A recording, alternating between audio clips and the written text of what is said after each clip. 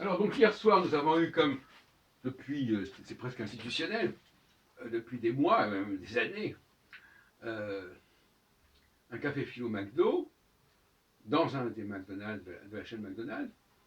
Et j'ai parlé du rapport des femmes au temps.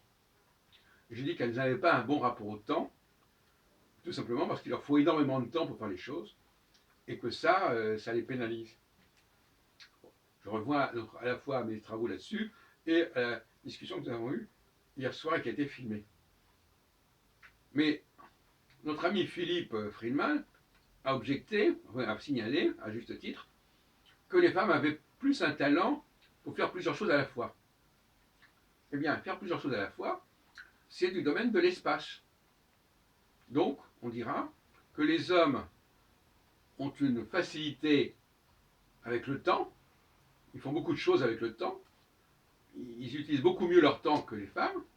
En revanche, dans le domaine spatial, de l'espace, les femmes sont à leur aise, elles peuvent passer d'une tâche à l'autre, et d'ailleurs c'est à la fois une force et une faiblesse, puisque passer d'une tâche à l'autre, c'est quand même une forme de dispersion qui se paye au niveau de la réalisation. Mais sur le moment, à court terme, ça fonctionne. Voilà, donc on a beaucoup parlé hier soir des femmes, de la question du travail féminin, et je répète, alors on peut dire que c'est de la misogynie, c'est facile à dire, dès qu'on dit des choses sur un groupe, on est misogyne, on est antisémite, etc. Eh bien,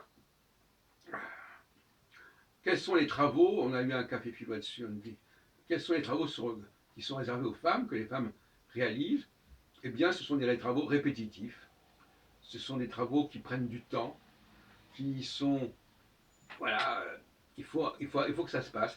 Et, de cette manière, de la même façon que quand elle est enceinte, la femme, finalement, elle ne maîtrise pas vraiment son sujet, je veux dire, ça se passe en elle-même, malgré elle, en quelque sorte. Eh bien, quand elle travaille, on peut dire que la femme aussi est dans des automatismes, et la grossesse est un automatisme, qu'on veuille ou non. C'est un automatisme qui est déclenché par l'homme. Et lui, son déclenchement, lui, il n'est pas automatique.